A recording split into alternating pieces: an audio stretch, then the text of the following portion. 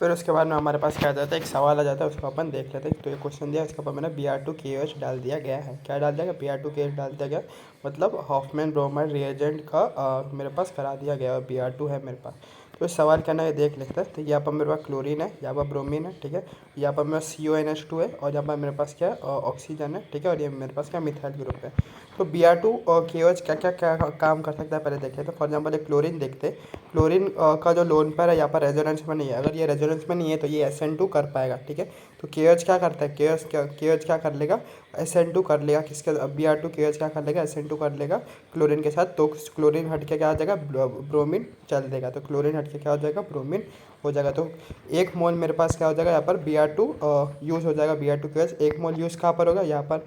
फिर ये देखो ब्रोमीन, ब्रोमीन का लोन पेयर जो है वो रेजोनेंस कर रहा है बेंजीन रिंग के साथ में। तो ये SN2 नहीं देगा, क्योंकि SN2 कौन नहीं देता, जो रेजोनेंस करता है और जो ब्रिज हेड पे होता है। तो यहाँ पर रेजोनेंस हो रहा है, इसलिए जो ब्रोमीन रेजो कर रहा है, इसलिए ये क्या करेगा, SN2 अपने को नहीं देगा। फिर उसके बाद में अपने पास आ जाता है, ये देख लो अमाइड ग्रुप CONH2 Br2KOH के बीच में अभी अभी अपन ने देखा था हॉफमैन ब्रोमाइड रिएक्शन। तो हॉफमैन ब्रोमाइड रिएक्शन में क्या करना है, पेज फाड़ रिएक्शन। C डबल बॉन्ड को क्या कर दो, ऐसे उड़ा दो। C डबल बॉन्ड को क्या कर दो, उड़ा दो। C डबल बॉन्ड को मैंने क्या कर दूंगा, ये मेरे पास C डबल बॉन्ड है, उसको मैं उड़ा दूंगा। तो मेरे पास CH3 NH2 मेरे पास बच जाएगा। फिर यहाँ पर देख लो, ये Br2KOH क्या आता है, ये रिएजेंट हॉफमैन ब्रोमाइड का रिएजेंट होता है। और यही रिएजेंट कहाँ पर होता है, हेलोफॉर्म रिएक्शन का भी यही रिएजेंट हो जाता है। क्योंकि हेलोफॉर्म रिएक्शन का क्या रिएजेंट अपन देख के आए थे, X2 in present of dilute base. तो वो ये मेरे पास X2 की जगह क्या है, Br2 दे देगा और अपने को एक बेस दे देगा। ये हेलोफॉर्म रिएक्शन भी कर सकता है, ठीक है। और हेलोफॉर्म रिएक्शन भी ये मेरे पास कर सकता है। और हेलोफॉर्म रिएक्शन कौन देता है, 2 degree alcohol. 2 degree alcohol haloform देगा। तो ये अल्कोहल का डिग्री कितना है, 2 डिग्री है। क्योंकि ये जिस कार्बन से जुड़ा है वो 2 और कार्बन से जुड़ा है। तो ये मेरे पास 2 डिग्री अल्कोहल है। 2 डिग्री अल्कोहल है तो ये हेलोफॉर्म रिएक्शन दे देगा। और हेलोफॉर्म रिएक्शन का DM क्या होता है मेरे पास, मैं डायरेक्ट मेथड कैसे निकालता है कि जो मिथाइल वाला पार्ट होता है उसका क्या बना दो, हेलोफॉर्म बना दो। और बाकी है उसका क्या बना दो, सॉल्ट बना दो। तो मिथाइल वाला पार्ट क्या है, ये मेरे पास 2 डिग्री अल्कोहल है जो हेलोफॉर्म देगा। और इसका जो मिथाइल वाला पार्ट है तो मैं इसका क्या बनूंगा, हेलोफॉर्म बना दूंगा। और जो बचा हुआ जितना भी है उसका मैं क्या बना दूंगा, सॉल्ट बना दूंगा, ठीक है। तो NaOH दिया तो NaOH सोडियम का सॉल्ट बना दूंगा। K लिखा रहेगा तो पोटेशियम का सॉल्ट बना दूंगा। फॉर एग्जाम्पल जब बचा हुआ जो भी था उसका मैंने क्या बना दिया, एक सॉल्ट बना दिया है। तो इन टोटल कितने मोल, तो क्वेश्चन में JEE एडवांस में पूछा गया था ये सवाल, कितने मोल Br2KOH का यूज़ हो जाएगा। तो 1 मोल कहाँ पर जाएगा, यहाँ पर SN2 करने में। यहाँ पर SN2 नहीं आएगा क्योंकि रेजोनेंस के अंदर है। 1 मोल यहाँ पर जाएगा क्या करने में, हॉफमैन ब्रोमाइड रिएजेंट करने के लिए। और 1 मोल यहाँ पर जाएगा हेलोफॉर्म रिएक्शन करने के लिए। कितने मोल Br2KOH यूज़ हो गए, 3 मोल यूज़ हो गए। तो ये बहुत इंपॉर्टेंट क्वेश्चन था, JEE एडवांस का था कि ये यही सेम रिएजेंट क्या क्या कर सकता है। ये SN2 भी कर सकता है, ये हॉफमैन ब्रोमाइड रिएक्शन भी कर सकता है, और ये अपना हेलोफॉर्म रिएक्शन भी कर सकता है। तो कितना अच्छा सवाल था ये वाला, ठीक है। JEE एडवांस में पूछा गया था। फिर इसके बारे में देखते हैं अपना अगर प्रॉपर्टीज़ ऑफ अमीन्स। क्या देखते हैं अपन, प्रॉपर्टीज़ ऑफ अमीन। तो पहली प्रॉपर्टीज़ बोलते हैं इसको असाइलेशन। असाइलेशन मतलब असाइल ग्रुप का क्या, एडिशन। असाइल ग्रुप किसको बोलते हैं, C डबल बॉन्ड O से जुड़ा हुआ Z कोई भी एक ग्रुप रहेगा उसको बोल देता है अपन असाइल ग्रुप। तो Z क्या हो सकता है, मेरे पास क्लोरीन भी हो सकता है। और Z मेरे पास क्या हो जाता है, OCO CH3 भी हो सकता है, ठीक है। तो फ्रीडल जो ये मेरे पास फ्रीडल का असाइलेशन नहीं है, खाली मेरे पास क्या असाइलेशन है। तो अमीन्स के ऊपर क्या करना है, मेरे को असाइल ग्रुप जोड़ना है। तो मेरे पास क्या बनेगा, तो इसका DM देख लो। डायरेक्ट मेथड क्या हो जाता है मेरे पास, HZ निकाल कर असाइल ग्रुप का जो कार्बन है वो ठीक है, कार्बोनाइल कार्बन का है वो अपने को नाइट्रोजन से जोड़ देना है। तो DM क्या इसके अंदर कि HZ निकाल दो और असाइल ग्रुप का जो कार्बन है, कार्बोनाइल वाला कार्बन है, वो नाइट्रोजन से जोड़ दो। तो HZ निकालना है, तो ये निकालना है। और एक H निकालना है, तो HZ निकाल दिया। और असाइल ग्रुप का जो कार्बोनाइल कार्बन है वो हमें किससे जोड़ना है, नाइट्रोजन से जोड़ना है। तो वही किया, तो मैंने HZ निकाल दिया। और असाइल ग्रुप का जो कार्बोनाइल कार्बन था वो मैंने किससे जोड़ दिया, नाइट्रोजन से जोड़ दिया। और यही क्या इसका DM है। तो क्वेश्चन देख लेते हैं इससे। तो वो क्वेश्चन को कैसे पता चला कि अपने को क्या करना है, असाइलेशन करना है। असाइलेशन करने के लिए सबसे अपने को क्या आता है, अमीन दे देगा और अपने को असाइल ग्रुप वाला दे देगा। असाइल ग्रुप क्या आता है, C डबल बॉन्ड OZ हो जाता है, इसको बोलते हैं असाइल ग्रुप, ठीक है। तो यहाँ पर मेरे को असाइल ग्रुप दिख रहा है, C डबल बॉन्ड OCl दिख रहा है। और यहाँ पर मेरे को दिख रहा है C डबल बॉन्ड ये क्या Z ग्रुप है। तो ये भी असाइलेशन करना है। तो असाइलेशन में क्या करना था, HZ निकालना है। यहाँ से एक H जाएगा और यहाँ से Cl जाएगा, ठीक है। तो HCl निकल जाएगा। और क्या करना है, C डबल बॉन्ड का जो कार्बन है वो नाइट्रोजन पे अटैक कराना है। ये C डबल बॉन्ड किससे जुड़ जाएगा, मेरे पास नाइट्रोजन से जुड़ जाएगा। और जो यहाँ पर कंपाउंड बना है, इस कंपाउंड का नाम होता है, कॉमन नेमिंग होता है, जिसको बोलते हैं एसिड एनिलाइड। क्या बोलते हैं, एसिड एनिलाइड बोलते थे। अगला सवाल देख लो। अगले सवाल के अंदर भी अपने को क्या करना है, ये C डबल बॉन्ड ये क्या है, मेरे पास Z है। तो अपने को क्या करना है, HZ निकालना। तो यहाँ से H उठाया, यहाँ से Z हटाया। तो HZ मैंने क्या हो गया, निकाल दिया। तो यहाँ से H और यहाँ से Z मैंने क्या करके HZ मैंने क्या कर दिया, एक निकाल दिया और मेरे पास ये बन गया, ठीक है, CH3COOH। और जो कार्बोनल का था वो मैंने किसके ऊपर, नाइट्रोजन के ऊपर अटैक कराया, तो मेरे पास क्या बन जाएगा, एसिड एनिलाइड यहाँ पर भी मुझे बन जाएगा। ये वाला सवाल भी अपने को समझ चुका है, कौन सा मैं प्रॉपर्टीज समझ गया, असाइलेशन। असाइलेशन में कुछ नहीं करना है अपने को, तो क्या करना है, एच निकाल के C डबल बॉन्ड O का जो कार्बोनल का कार्बन है वो नाइट्रोजन पर अटैक करा लेना बस, ठीक है। फिर उसके बाद में आता है मेरे पास कार्बन टेस्ट। कार्बन टेस्ट कौन देता है, खाली 1 डिग्री अमीन। तो अमीन चैप्टर के अंदर हम लोग जितना भी देखे ना, सब 1 डिग्री अमीन वाले ही बन रहे थे। ये स्टार्टिंग में भी 1 डिग्री अमीन ही बन रहा था। फिर हॉफमैन ब्रोमाइड के अंदर भी मेरे पास क्या 1 डिग्री अमाइड का ही था, ठीक है, 1 डिग्री बन रहा था। फिर गब्रियल के अंदर भी मेरे पास 1 डिग्री बन रहा था। 2 डिग्री अपन कहाँ देखा था, खाली इमीन के अंदर देखा था, जो इमीन था ना ऐसा, ठीक है, उसके अंदर ही खाली अपन ने देखा था कि 2 डिग्री अमाइन इमीन के रिडक्शन से ही खाली बन रहा था मेरे पास क्या 2 डिग्री अमीन, ठीक है। तो इमीन ऐसा होता है NC, इमीन से ही अपने को क्या मिल रहा था, खाली 2 डिग्री बना था। बाकी सारे जगह अपने को क्या मिल रहा था, 1 डिग्री में था। तो ये भी कार्बन अमाइन टेस्ट भी क्या देगा अपने को, खाली 1 डिग्री अमीन ही देंगे। तो इसका रिएजेंट क्या हो जाता है, इसका रिएजेंट क्या होता है, रायमंड टाइमर रिएक्शन अपन जो अल्कोहल फिनॉल के अंदर पढ़ते हैं ना, सेम टू सेम वही रिएजेंट हो जाता है किसका, कार्बन अमाइन टेस्ट का, ठीक है। कार्बन टेस्ट का रिएजेंट क्या हो जाएगा, रायमंड टाइमर में जो होता है वही मेरे पास रिएजेंट हो जाता है। तो रायमंड टाइमर में क्या होता है, क्लोरोफॉर्म और एक बेस हो जाता है, ठीक है। और रायमंड टाइमर में जो मेरे पास इंटरमीडिएट बना था वही इंटरमीडिएट यहाँ पर बन जाएगा। तो रायमंड टाइमर में डाइक्लोरोकार्बिन बना, तो यहाँ पर भी मेरे पास क्या डाइक्लोरोकार्बिन बन जाएगा, क्योंकि इंटरमीडिएट क्योंकि रिएजेंट सेम है तो इंटरमीडिएट भी सेम ही बनेगा। तो इसका DM क्या हो जाता है, कार्बन अमाइन टेस्ट है, ठीक है। कार्बन अमाइन टेस्ट कौन सा, 1 डिग्री अमीन देता है, सारे 1 डिग्री अमीन दे देगा। ये 1 डिग्री मेरे पास क्या अमीन है, तो ये कार्बन अमाइन टेस्ट देगा। इसके बाद अगर मैं ये वाला रिएजेंट डालूंगा तो क्या बना देगा, आइसोसाइनाइड बना देता है। क्या बना देता है, आइसोसाइनाइड बना देता है, और इसका फाउल स्मेल हो जाता है, ठीक है। तो इसलिए मेरे पास क्या, इसको टेस्ट, कार्बन अमाइन टेस्ट को कार्बन अमाइन टेस्ट क्यों बोलते हैं, तो ये 1 डिग्री अमीन को बाकी सारे अमीन से क्या करेगा, सेपरेट कर देगा। और 1 डिग्री अमीन है कि नहीं कैसे पता चलेगा, कि मैं ये रिएजेंट डालूंगा तो उसमें से मेरे को बदबू आएगी, फाउल स्मेल आएगा, तो पता चलता है कि हाँ कि ये 1 डिग्री अमीन है, क्योंकि ये बदबू दे रहा है। और बदबू दे रहा है मतलब ये आइसोसाइनाइड बना रहा है। आइसोसाइनाइड क्यों बना रहा है, क्योंकि 1 डिग्री अमीन है इसलिए। और बाकी 2 डिग्री और 3 डिग्री नहीं देगा ये वाला टेस्ट। इसलिए टेस्ट से क्या हो गया, डिफ्रेंशिएट कर दिया 1 डिग्री को बाकियों से। तो कार्बन अमाइन टेस्ट अपने को समझ आ चुका है। फिर उसके बाद में आता है मेरे पास अगला रिएक्शन जो हो जाता वो होता है रिएक्शन विद नाइट्रस एसिड, ठीक है। Reaction with nitrous acid, nitrous acid किसको बोलते हैं, HNO2 बोल देते हैं। किसको बोलते हैं, नाइट्रस एसिड, HNO2 को क्या बोलते हैं, नाइट्रस एसिड बोल देते हैं। तो मेरे पास रिएजेंट क्या हो जाता है, या तो डायरेक्ट HNO2 ले लो या फिर Na2HCl ले लो। अब Na2HCl भी क्या देगा, HNO2 तो देगा, क्योंकि Na2HCl के अंदर देख लो, अगर मैं Na2HCl लिखो तो ये मेरे पास NaNO2 हो गया, ठीक है। और मैं HCl लिख रहा हूँ HCl।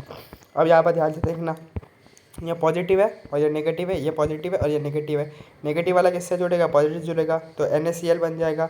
और ये पॉजिटिव वाला किससे जुड़ेगा, NO2 से जुड़ेगा तो HNO2। तो HNO2 यहाँ पर भी बन ही गया है ना, कि इसका अंदर भी HNO2 मुझे मिल रहा है, इसका H उठा लिया, इसका NO2 बना दिया। तो HNO2 डायरेक्ट HNO2 ले लो या फिर इनडायरेक्टली Na2HCl के प्रेजेंस में HNO2 ले लो। तो वही रिएक्शन विद नाइट्रस एसिड के साथ में अपन रिएक्शन कराते तो क्या करते हैं, तो अलग अलग अमीन्स अपने को अलग अलग टाइप के रिएक्शन देते हैं किसके साथ, नाइट्रस एसिड के साथ में। तो सबको अपने को क्या करना, याद रखना पड़ेगा। तो पहला देख लेते हैं, अगर 1 डिग्री एलिफेटिक अमीन है, एलिफेटिक अमीन यानी कि जो एरोमेटिक नहीं होता है, खाली कार्बन के ब्रांच रहेगा और उससे क्या जुड़ा रहेगा मेरे पास 1 डिग्री है। 1 डिग्री मतलब नाइट्रोजन खाली एक ही कार्बन जुड़ा रहेगा, वो कार्बन में कोई भी क्या रहेगा, ठीक है, कोई भी बेंजीन वाला पार्ट नहीं रहेगा, तो उसको बोलते हैं एलिफेटिक। तो 1 डिग्री एलिफेटिक अमीन को लिया जाए और उसके ऊपर मैं Na2HCl डालूँ, ठीक है, तो मेरे पास वो क्या बनाता है, डाइजोनियम सॉल्ट बनाना है। क्या बनाता है मेरे पास, डाइजोनियम सॉल्ट बनाता है। डाइजोनियम सॉल्ट क्या था, RN2+ और Cl- हो जाता है। अब ये डाइजोनियम सॉल्ट क्या होता है मेरे पास, अनस्टेबल हो जाता है। अब कोई भी चीज़ अनस्टेबल हो जाती है तो वो टूटेगी, तो डाइजोनियम सॉल्ट हमारे पास क्या हो जाता है, टूट जाता है। तो कैसे टूटेगा, तो डाइजोनियम सॉल्ट का नाम मेरे पास क्या है, N2+ है और Cl- है। तो N2 को देखो, N2 बहुत स्ट्रांग बॉन्ड होता है, ठीक है। N2 के अंदर कितने होते हैं, मेरे पास 3 ट्रिपल बॉन्ड होते हैं N2 के अंदर, ठीक है।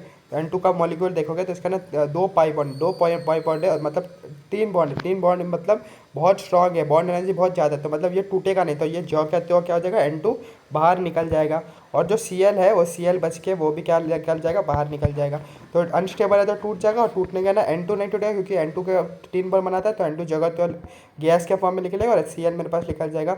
और ये R जो बचेगा वो क्या बच जाएगा, कार्बोकेटन बन जाएगा। और इसको रीअरेंज करवा लो, और कार्बोकेटन रीअरेंज करवाने के बाद में क्या करा दो, अल्कोहल बना दो। क्या बना दो उसका, अल्कोहल बना दो। तो DM क्या है मेरे पास इसका, ये पहले डाइजोटाइजेशन करा, मतलब Na2HCl से मेरे पास डाइजोनियम सॉल्ट बना। वो अनस्टेबल है लेकिन N2 मेरे पास स्टेबल है, तो N2 जगह तो गैस निकल जाएगा और Cl माइनस निकल जाएगा। और ये R जो था उसका क्या करा दिया, कार्बोकेटन बना दिया, और उसको क्या रीअरेंज कराओ, और रीअरेंज करने के बाद में क्या बना दो, अल्कोहल बना दो। तो जब 1 डिग्री एलिफेटिक अमीन रहेगा तो मेरे को ऐसा वाला स्टेप फॉलो करना है।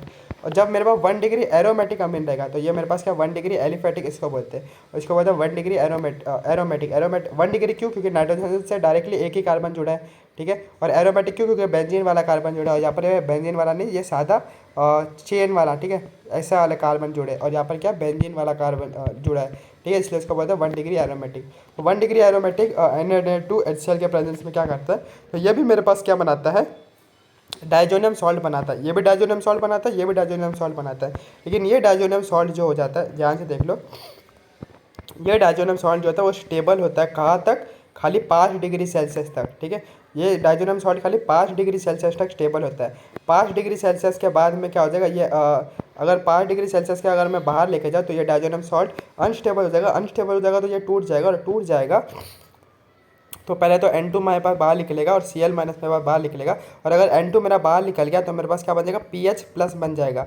और पीएच क्या हो जाएगा मेरे पास, प्लस बन जाएगा। पीएच प्लस मतलब बेंजीन के ऊपर, ठीक है, बेंजीन क्या होता है, double single double single double, तो बेंजीन के पाई बॉन्ड के ऊपर प्लस हो जाएगा। और पाई बॉन्ड के ऊपर प्लस क्या होता है मेरे पास, अनस्टेबल हो जाता है, इसलिए यहाँ पर मेरे पास N2 गैस निकलती नहीं है अनस्टेबल होने के बावजूद, क्योंकि पाई बॉन्ड के ऊपर क्या होता है, पॉजिटिव अनस्टेबल होता है। तो मैं वापस बता रहा हूँ, ठीक है। तो 1 डिग्री एरोमेटिक है, तो 1 डिग्री एरोमेटिक है, उसके ऊपर अगर मैं डालूंगा तो डाइजोनियम सॉल्ट बनेगा। डाइजोनियम सॉल्ट क्या होता है, 5 डिग्री तक अनस्टेबल होता है, लेकिन 5 डिग्री के ऊपर अगर टेम्परेचर दिया जाए, 5 डिग्री तक स्टेबल रहता है, लेकिन 5 डिग्री के ऊपर टेम्परेचर दिया जाए तो अनस्टेबल हो जाएगा। अनस्टेबल हो जाएगा तो टूटना चाहेगा। तो N2 मेरे पास बाहर निकल जाएगा, Cl बाहर निकल जाएगा। अगर ये बाहर निकल जाए तो पीएच के ऊपर क्या हो जाएगा, पॉजिटिव चार्ज हो जाएगा। पीएच का पॉजिटिव चार्ज हो जाएगा, वो अनस्टेबल हो जाएगा, इसलिए ये अनस्टेबल होने के बावजूद के भी नहीं टूटेगा, और ये जौ का त्यों ही रहेगा, और N2 गैस इसके अंदर नहीं निकलेगी। तो कोई पूछेगा N2 गैस कब निकलती है, जब एलिफेटिक के साथ में ही एलिफेटिक अमीन सी जब रिएक्ट करते हैं Na2 के साथ में तब निकलती है, और जब एरोमेटिक करते हैं तो तब नहीं निकलती है। और ये पीएच के ऊपर पॉजिटिव अनस्टेबल क्यों होता है वो भी अपन देख लेते हैं कि पीएच के पॉजिटिव, ठीक है, पीएच पॉजिटिव के ऊपर डबल बॉन्ड, ठीक है, पीएच पॉजिटिव अनस्टेबल क्यों होता है उसका अपन रीजन देख लेते हैं। तो मैं बना रहा हूँ बेंजीन बना रहा हूँ ये अच्छे से, उसका रीजन मैं बता रहा हूँ, double single double single double, ये बेंजीन है, इसके ऊपर क्या बन गया, पॉजिटिव बन गया। अब मुझे क्या पता है ये पॉजिटिव चार्ज कौन से कार्बन के ऊपर है, sp2 कार्बन के ऊपर है। और sp2 कार्बन का मेरे पास क्या होता है, इलेक्ट्रोनेगेटिविटी क्या होता है, ज़्यादा रहता है। इलेक्ट्रोनेगेटिविटी क्या होता है, ज़्यादा रहता है। क्यों, क्योंकि इसका परसेंटेज एस कैरेक्टर मेरे पास ज़्यादा है, परसेंटेज एस कैरेक्टर ज़्यादा है इस कार्बन का, तो इसका इलेक्ट्रोनेगेटिव ज़्यादा है। और मोर इलेक्ट्रोनेगेटिव के ऊपर पॉजिटिव चार्ज क्या होता है, अनस्टेबल हो जाता है, ठीक है। मोर इलेक्ट्रोनेगेटिव के ऊपर क्या हो जाएगा, पॉजिटिव चार्ज मेरे पास क्या हो जाता है, अनस्टेबल हो जाता है। तो कोई भी चार्ज स्टेबल कैसे होता है, फॉर एग्जांपल एक पॉजिटिव चार्ज है, इस पॉजिटिव चार्ज को स्टेबल होना है तो पॉजिटिव चार्ज को कम कर दो। अगर नेगेटिव चार्ज है, नेगेटिव चार्ज को स्टेबल करना है तो नेगेटिव चार्ज को क्या करना है, कम करना है, क्योंकि हमेशा न्यूट्रल जो होता है, न्यूट्रल हमेशा ज़्यादा स्टेबल होता है। अगर ये पॉजिटिव चार्ज को मुझे कम करना है तो मुझे क्या करना पड़ेगा, इसको इलेक्ट्रॉन देना पड़ेगा, इलेक्ट्रॉन देने वाले ग्रुप लगाने पड़ेंगे। लेकिन इलेक्ट्रोनेगेटिव ज़्यादा हो जाएगा, कौन, sp2 कार्बन, इलेक्ट्रोनेगेटिव ज़्यादा तो ये खींचेगा उल्टा, तो इस पॉजिटिव को और पॉजिटिव बढ़ाएगा, और चार्ज बढ़ रहा है तो और अनस्टेबल हो जाएगा, क्योंकि न्यूट्रल वाले क्या हो जाते हैं, स्टेबल हो जाते हैं चार्ज से। फिर अगर नेगेटिव चार्ज, और नेगेटिव चार्ज को अगर मुझे कम करना है तो खींचने वाला लगाना पड़ेगा, खींचने वाला लगाना पड़ेगा मतलब इलेक्ट्रोनेगेटिव ज़्यादा वाला लगाना पड़ेगा। इसलिए negative charge is more stable on more electronegative and positive charge is more stable on less electronegative element. तो ये वाला कंसेप्ट भी अपने को समझ आ चुका है। तो मैं वापस ये वाला कंसेप्ट एक बार समझा देता हूँ कि मैं आराम से समझा रहा हूँ, ठीक है। कि मैंने क्या बोला कि पॉजिटिव चार्ज किस पर स्टेबल होता है, जिसका इलेक्ट्रोनेगेटिविटी कम होता है, ठीक है। और नेगेटिव चार्ज किस पर स्टेबल होता है, जिसका इलेक्ट्रोनेगेटिविटी ज़्यादा होता है। ऐसा क्यों होता है, क्योंकि जो न्यूट्रल होते हैं ना, न्यूट्रल, ठीक है, वो अच्छे माने जाते हैं, और जो न्यूट्रल मॉलिक्यूल होता है उसको अच्छा माना जाता है, और जो चार्ज मॉलिक्यूल होता है उसको अच्छा नहीं माना जाता है। अगर ये पॉजिटिव चार्ज है मतलब इसको कम करना पड़ेगा तभी ये न्यूट्रल हो जाएगा, है ना। पॉजिटिव चार्ज को कम कौन करेगा, पॉजिटिव चार्ज को कम कैसे किया जाएगा, जब इसको इलेक्ट्रॉन दिया जाए, क्या किया जाए, इसको इलेक्ट्रॉन दिया जाए, और इसको इलेक्ट्रॉन कौन देगा, ठीक है। और नेगेटिव चार्ज को कम कैसे किया जाएगा, जब इसको इसमें से इलेक्ट्रॉन खींचा जाए, तो इसमें से इलेक्ट्रॉन कौन खींचेगा, जो ज़्यादा इलेक्ट्रॉन नेगेटिव रहेगा वो इसमें से और क्या करेगा, इसका इलेक्ट्रॉन डेंसिटी को डिस्टॉर्ट कर लेगा, अपने तरफ खींच लेगा और इसका नेगेटिव चार्ज क्या हो जाएगा, कम हो जाएगा।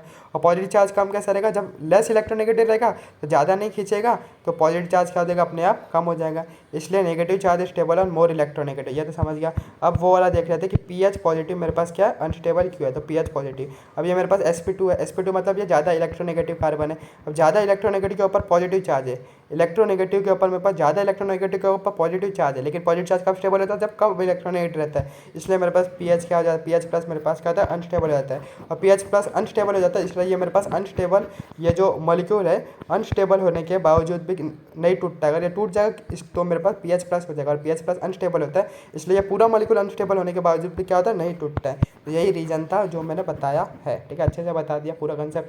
फिर उसके बाद में आता है, अगर 1 डिग्री एलिफेटिक देख ले तो क्या करना है, कुछ राइजोटम बनाओ, अनस्टेबल ज़्यादा टूट जाएगा, N2 गैस अपने को मिलेगा, और रीअरेंज करवा के क्या बना दो, अल्कोहल बना दो। फिर यहाँ पर जब मेरे पास एरोमेटिक रहेगा तो डाइजोनम बनाओ, ठीक है, तो अनस्टेबल होता है लेकिन नहीं टूटेगा, टूटेगा ही नहीं ये वाला। फिर उसके बाद में मेरे पास आता है 2 डिग्री एलिफेटिक और 2 डिग्री एरोमेटिक।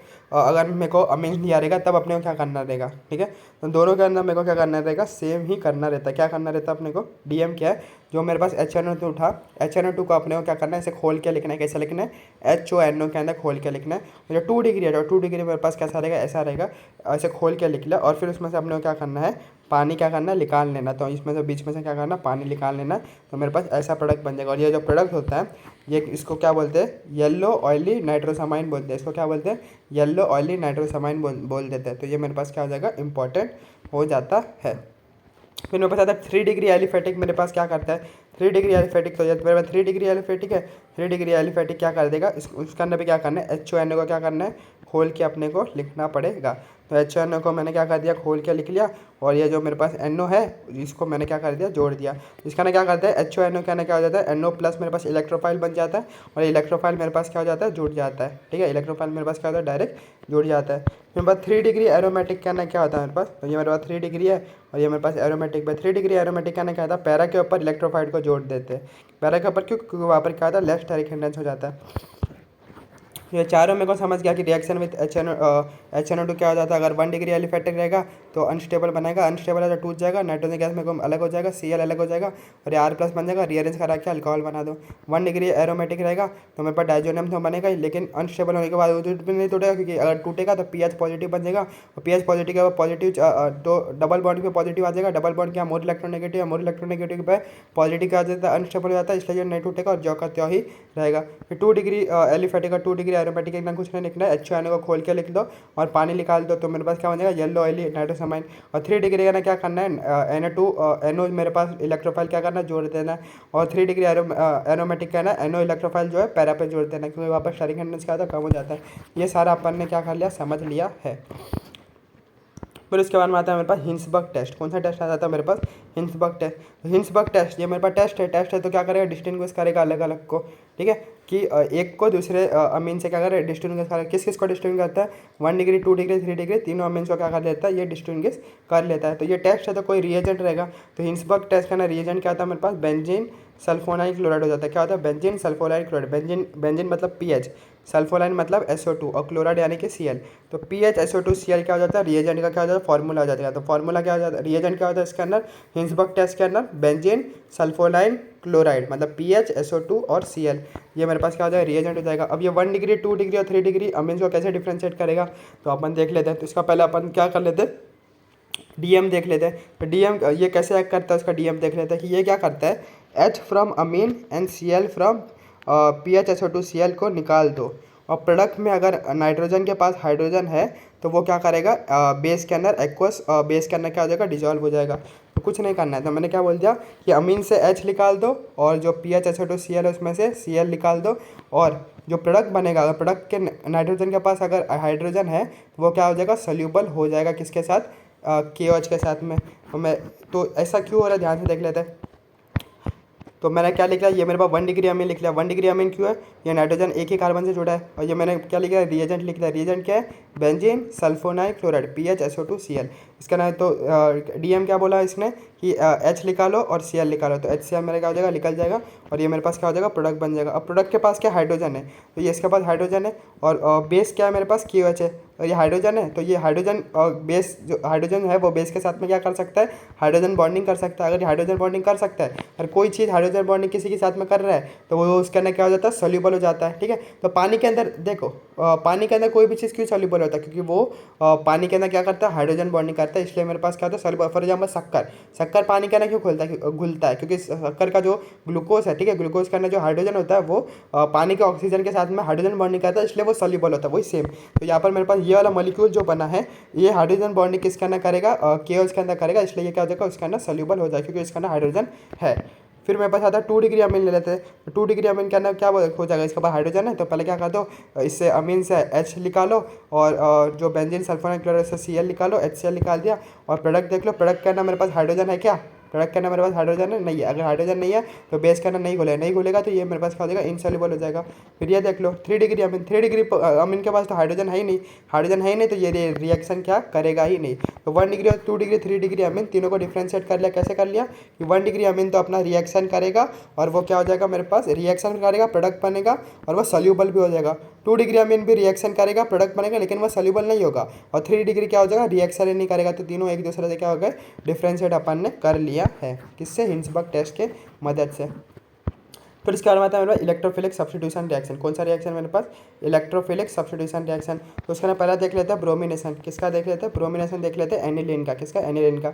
तो bromine in presence of non polar solvent और in bromine in presence of polar solvent. तो दोनों के अंदर मेरे पास क्या हो जाएगा, चाहे नॉन पोलर हो चाहे पोलर हो, दोनों के अंदर मेरे पास ट्राइब्रोमो प्रोडक्ट ही बनते हैं। कि दोनों के अंदर मेरे पास क्या बनते हैं, ट्राइब्रोमो प्रोडक्ट ही बनेगा। क्यों, क्योंकि NH2 जो है मेरे पास भयंकर के पापा प्लस एम होते हैं। ठीक है, तो NH2 मेरे पास क्या भयंकर का पापा प्लस एम है।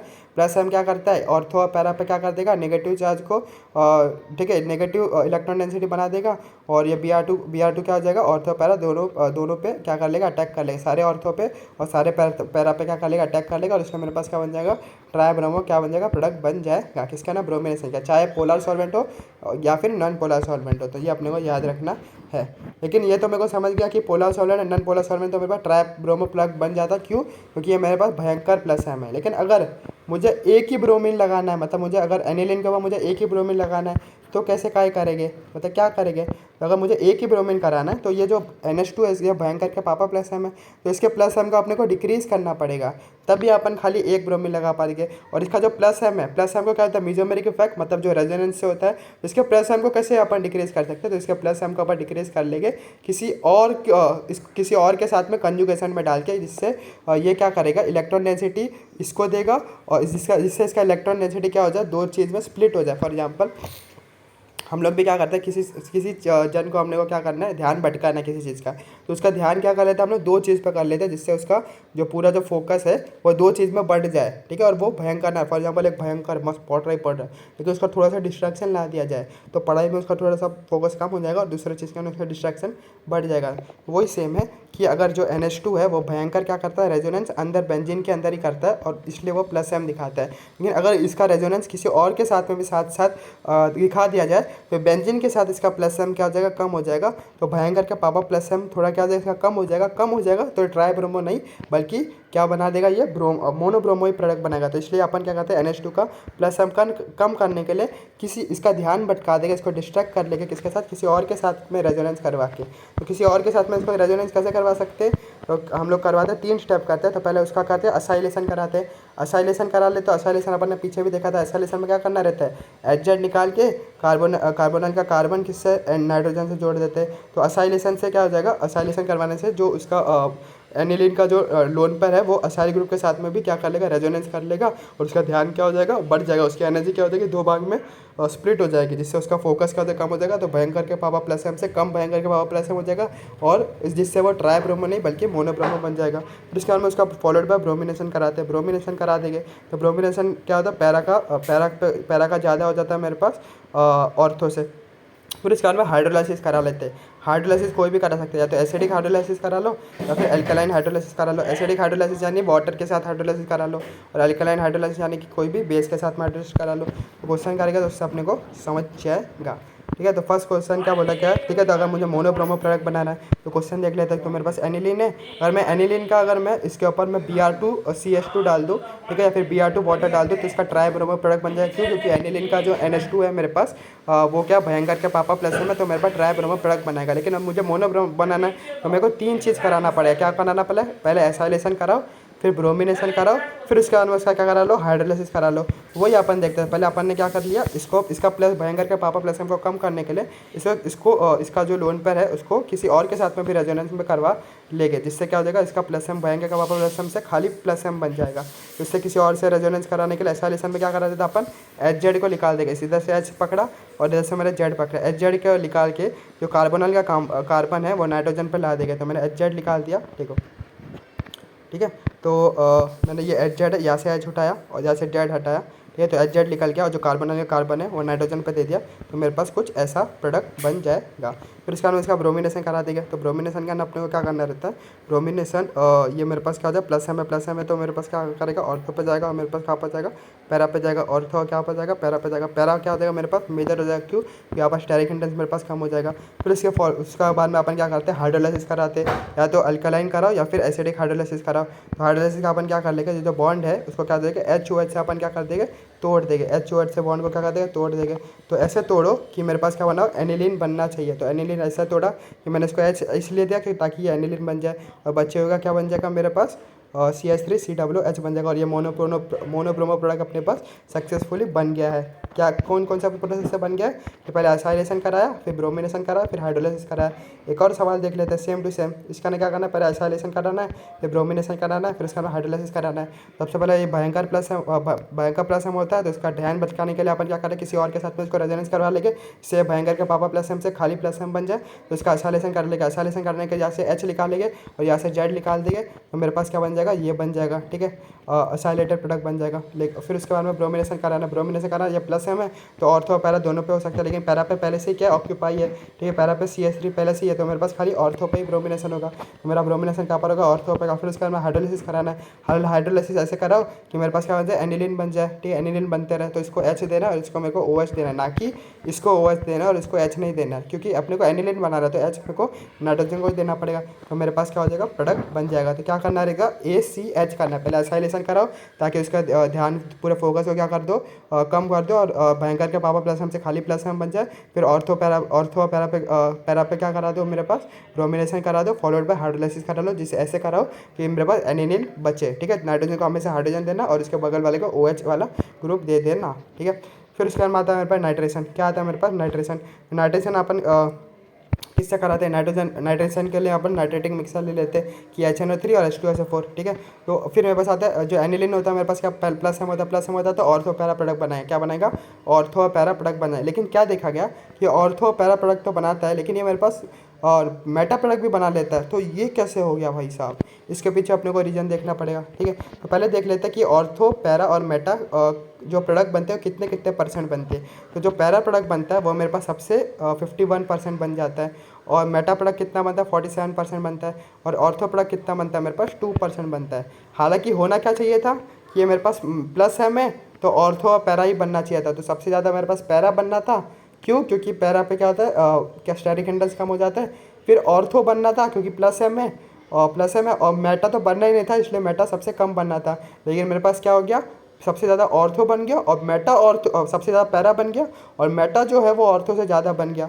तो अपने को इसको याद रखना पड़ेगा, और क्यों बनता है उसका रीज़न देखेंगे। लेकिन कौन कितना ज़्यादा बनता है वो अपने को याद रखने का ट्रिक क्या है मेरे पास, प्रधानमंत्री का ऑफिस, PMO ऑफिस, ठीक है। प्रधानमंत्री का जो ऑर्गेनाइजेशन है उसका ऑफिस, तो PMO ऑफिस, क्या PMO ऑफिस। तो पैरा सबसे ज़्यादा बनता है, फिर मेटा, फिर ऑर्थो। पैरा कितना बनता है, 51%, कितना 51%, और मेटा कितना बनता है मेरे पास 47%, और ऑर्थो कितना बनता है मेरे पास 2%। अब रीजन देख लेते हैं कि हमारे पास मेटा जो है वो ऑर्थो से ज़्यादा क्यों बन जाता है। पैरा तो ज़्यादा बनेगा ही, क्यों? क्योंकि पैरा पे क्या होता है, स्ट्राइक इंडेक्स कम रहेगा, और पैरा मेरे पास ज़्यादा बन जाएगा, और क्योंकि प्लस एम है तो ऑर्थो पैरा डायरेक्टिंग है तो पैरा ज़्यादा बनेगा। लेकिन मेटा ऑर्थो से कैसे ज़्यादा बन गया उसका अपन रीज़न देख लेते हैं। तो वहाँ पर मैंने पूछा तो वाई मेटा 47% ऑर्थो से, और जबकि ऑर्थो ज़्यादा बनना चाहिए था, तो ऑर्थो 2% ही क्यों बन रहा है। तो इसका रीज़न मेरे पास ये हो जाता है कि जो एनिलीन होता है ना, एनिलीन, तो ये एनिलीन का जो NH2 ग्रुप है वो एसिड, ये एसिड ही डाला अपन ने, नाइट्रेटिंग मिक्सर क्या दो एसिड ही होते हैं, तो एसिड के प्रेजेंस में जो एनिलीन होता है ना, एनिलीन PHCH2, वो एसिड के प्रेजेंस में क्या बना देते हैं, एनिलीनियम आयन बन जाता है, मतलब H+ नाइट्रोजन के लोन पेयर के ऊपर अटैक करके PHNH3+ बन जाता है, जिससे क्या हो जाता है, ये एनिलीन तो मेरे पास +M हो जाता है, लेकिन ये PHNH3+ मेरे पास क्या हो जाता है, -M हो जाता है, और जब -M होता है तो मेरे पास मेटा प्रोडक्ट बन जाएगा, इसलिए मेरे पास मेटा प्रोडक्ट क्या हो जाता है, ज़्यादा बन जाता है। तो इसका रीज़न भी अपने को समझ आ चुका है कि क्या था मेरे पास, कि नाइट्रेशन ऑफ, अगर मैं क्या कर रहा हूँ, एनिलीन कर रहा हूँ, नाइट्रेशन ऑफ एनिलीन अगर मैं कराऊंगा तो एनिलीन मेरे पास क्या, NH2 मेरे पास क्या हो जाता है, मेरे पास +M ग्रुप हो जाता है, +M हो जाता है, ऑर्थो पैरा बनेगा, ऑर्थो पैरा बनेगा तो पैरा मेरे पास ज़्यादा बनेगा, क्योंकि वो मेरे पास का स्टेरिक इंडेक्स हो जाता है। फिर ऑर्थो बनना चाहिए था ज़्यादा, लेकिन यहाँ पर मेटा ज़्यादा बन जाता है, क्यों, क्योंकि जो एनिलीन है मेरे पास वो एसिडिक मीडियम के अंदर क्या बना देता है, एनिलीनियम आयन बना देता है, और एनिलीनियम आयन मेरे पास -M हो जाता है,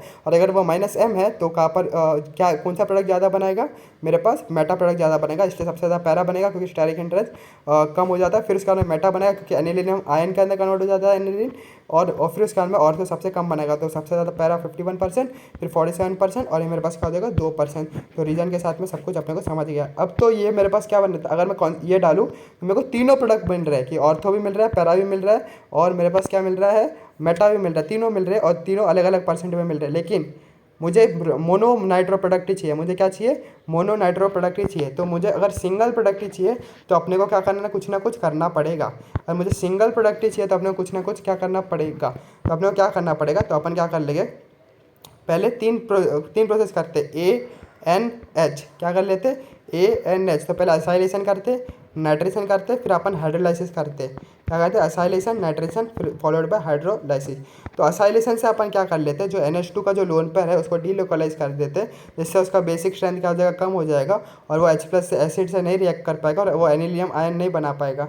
तो ठीक है, तो अपन ने क्या किया, असाइलेशन से अपन क्या करते हैं कि देख, असाइलेशन अगर मैं कराऊंगा तो इसका जो लोन पेयर है, जो नाइट्रोजन का जो लोन पेयर है, वो क्या करेगा, किसी और के साथ में रेजोनेंस कर लेगा, तो इसका ध्यान क्या हो जाएगा, ये डीलोकलाइज हो जाएगा इसका लोन पेयर, और लोन पेयर डीलोकलाइज हो जाएगा तो इसका बेसिक स्ट्रेंथ कम हो जाएगा। बेसिक स्ट्रेंथ क्या होता है, लुइस बेस क्या होता है, लुइस बेस मतलब क्या होता है, ऐसा जो अपना लोन पर दे, लेकिन अगर लोन पर रेजोनेंस में जा रहा है तो वो लोन पर दे ही नहीं पाएगा। तो अगर रेजोनेंस में अपन करवा देंगे इसको असाइलेशन से, तो वो लोन पर अपना दे ही नहीं पाएगा, तो उसका बेसिक स्ट्रेंथ कम हो जाएगा। तो ये वीक बेस रहेगा, तो ये एसिड के साथ में रिएक्ट कर ही नहीं पाएगा, एसिड के साथ में अच्छे से रिएक्ट करके एनिलियम आयन बना ही नहीं पाएगा, तो मेटा प्रोडक्ट तो यहाँ मेरा बनेगा ही नहीं। समझ गया, मेटा प्रोडक्ट तो मेरे पास बनेगा ही नहीं। तो अपन ने तो अपने पास दो स्टेप बचे, या तो ऑर्थो बनेगा या तो पैरा बनेगा।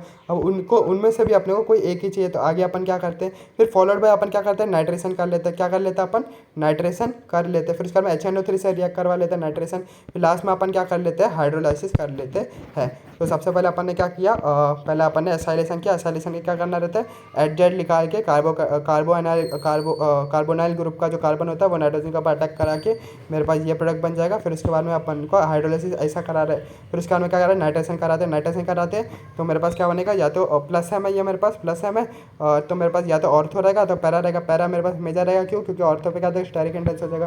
फिर उसके बाद में इसका हाइड्रोलाइसिस ऐसा करा दो कि मेरे पास एनिलीन बन जाए। तो ये मेरे पास क्या मोनो नाइट्रो प्रोडक्ट बन गया कि नहीं, मोनो नाइट्रो प्रोडक्ट मेरे पास क्या हो गया, यहाँ पर बन गया है।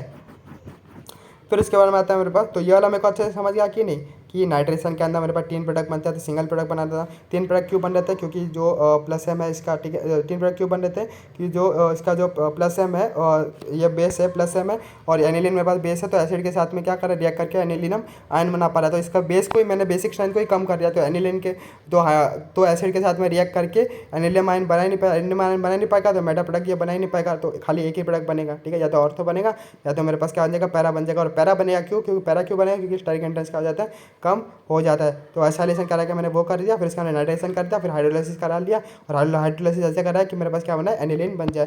फिर आता है मेरे पास सल्फोनेशन। सल्फोनेशन भी क्या करते हैं अपन, H2SO4 से कर लेते हैं। सल्फोनेशन के अंदर मेरे पास क्या हो जाता है, सल्फोनेशन, ये मेरे पास क्या, एनिलीन क्या है मेरे पास बेस है, और H2SO4 मेरे पास एसिड है। एसिड प्लस बेस क्या बनेगा, सॉल्ट बना देगा, तो ये मेरे पास क्या हो जाएगा, सॉल्ट बन जाएगा। ठीक है, तो ये मेरे पास क्या बन जाएगा, सॉल्ट बन जाता है। ये सॉल्ट बन गया। फिर ये सॉल्ट बन जाने के बाद में जो SO3H हो जाता है मेरे पास, वो पैरा पे जोड़ देते हैं। पैरा पे जोड़ने के बाद में क्या होता है, मेरे पास बाइपोलर ज्यूटर आयन बन जाता है। तो इसको भी मुझे क्या करना है, याद रखना पड़ेगा कि मेरे पास SO3H जो हो जाता है मेरे पास H2SO4 करना क्या हो जाता है मेरे पास, ये प्लस है तो ऑर्थो पैरा पे डायरेक्ट करेगा, ऑर्थो पैरा के ऊपर डायरेक्ट करेगा, ऑर्थो पैरा पे डायरेक्ट करेगा तो ऑर्थो पे जुड़ेगा नहीं, क्योंकि वहाँ पर स्टेरिक इंटेंस ज़्यादा है। तो पैरा के ऊपर क्या हो जाएगा, SO3H मेरे पास बन जाता है। इलेक्ट्रोफाइल क्या होता है, SO3-, लेकिन जुड़ता कौन है, SO3H। तो प्रोडक्ट मेरे पास क्या होता है, ये हो जाता है।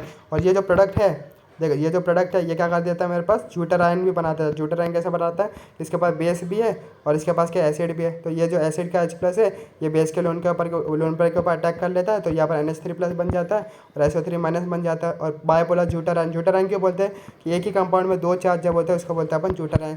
सल्फोनेशन समझा कि नहीं, तो वापस बता रहा हूँ। सल्फोनेशन का क्या है मेरे पास, कि मेरे पास बेस है, ठीक है, बेस है और ये मेरे पास एसिड है। एसिड प्लस बेस क्या बना देगा, सॉल्ट बना देगा, ठीक है। और यह इलेक्ट्रोफिलिक सब्स्टिट्यूशन रिएक्शन नहीं है कि H2SO4 अपने को दिया गया, H2SO4 जब देता है तो SO3H इलेक्ट्रोफाइल क्या होता है, SO3- होता है, लेकिन जुड़ता कौन है, SO3H है। तो ऑर्थो पे नहीं जुड़ेगा, ऑर्थो पे क्यों नहीं जुड़ेगा, क्योंकि स्टेरिक इंटेंस ज़्यादा है, तो पैरा पे जुड़ जाएगा। अब यहाँ पर देख लो, ये मेरे पास क्या बेस है, तो ये बेस है तो इसके ऊपर लोन पर रहेगा नाइट्रोजन का। यहाँ पर एसिड है तो H+ है, तो ये H+ क्या हो जाएगा, इस बेस के ऊपर क्या करेगा, लोन पर अटैक करेगा। यहाँ पर NH3+ बन जाएगा और यहाँ पर SO3- रह जाएगा। और एक ही कंपाउंड के ऊपर जब 2 चार्ज होता है उसको क्या बोलते हैं अपन, बाइपोलर ज्यूटर आयन बोल देते हैं। फिर आता है मेरे पास फ्रीडल-क्राफ्ट रिएक्शन। कौन सा आता है मेरे पास, फ्रीडल-क्राफ्ट रिएक्शन किसका, एनिलीन का। मेरे पास एनिलीन है और मेरे पास फ्रीडल-क्राफ्ट रिएक्शन के लिए अपन क्या ले लेते हैं, कैटलिस्ट ले लेते हैं। क्या ले लेते हैं, कैटलिस्ट ले लेते हैं। तो एनिलीन अपना लोन पर क्या देगा, कैटलिस्ट का जो वैकेंट ऑर्बिटल है उसका अंदर दे देगा और ये मेरे पास ये वाला स्ट्रक्चर बना लेगा। कौन सा स्ट्रक्चर बना लेगा, ये वाला स्ट्रक्चर बना लेगा। तो एनिलीन अपना लोन पर अगर एल्यूमिनियम का देगा तो एल्यूमिनियम के ऊपर नेगेटिव चार्ज होगा, क्योंकि उसको अपना लोन पर मिला है। और नाइट्रोजन अपना एक लोन पर लूज कर लेगा तो उसके ऊपर क्या बन जाएगा, पॉजिटिव चार्ज बन जाएगा। और पॉजिटिव चार्ज जो नाइट्रोजन होता है, ठीक है, पॉजिटिव चार्ज वाला नाइट्रोजन का जो बेंजीन होता है वो इलेक्ट्रॉन विड्रॉइंग ग्रुप जैसा एक्ट करता है। कैसा एक्ट करता है, इलेक्ट्रॉन विड्रॉइंग ग्रुप, मतलब -M जैसा एक्ट करता है। और अपने को पता है इलेक्ट्रोफिलिक सब्स्टिट्यूशन रिएक्शन इस इन्वर्सली प्रोपोर्शनल टू -M। तो -M जैसा एक्ट करेगा तो इलेक्ट्रोफिलिक सब्स्टिट्यूशन रिएक्शन घट जाएगा। इलेक्ट्रोफिलिक सब्स्टिट्यूशन रिएक्शन घट जाएगा तो एनिलीन अपने को फ्रीडल-क्राफ्ट रिएक्शन नहीं देगा। तो ऐसा सा रीज़न पूछ लेता है कि जो एनिलीन जो होता है वो मेरे पास फ्रीडल-क्राफ्ट रिएक्शन क्यों नहीं देता है। क्या एनिलीन जो होता है वो फ्रीडल-क्राफ्ट रिएक्शन क्यों नहीं देता है, क्योंकि एनिलीन का जो नाइट्रोजन का लोन पर है वो अपना जो अपना कैटलिस्ट लेते हैं उसके वैकेंट ऑर्बिटल में चले जाएगा और मेरे पास एक कंपाउंड बना लेगा, ठीक है। एक मेरे पास एक कंपाउंड बना जिसके अंदर नाइट्रोजन, जिसके अंदर क्या हो जाए, जो कंपाउंड बन जाएगा जिसके अंदर नाइट्रोजन का पॉजिटिव रहेगा।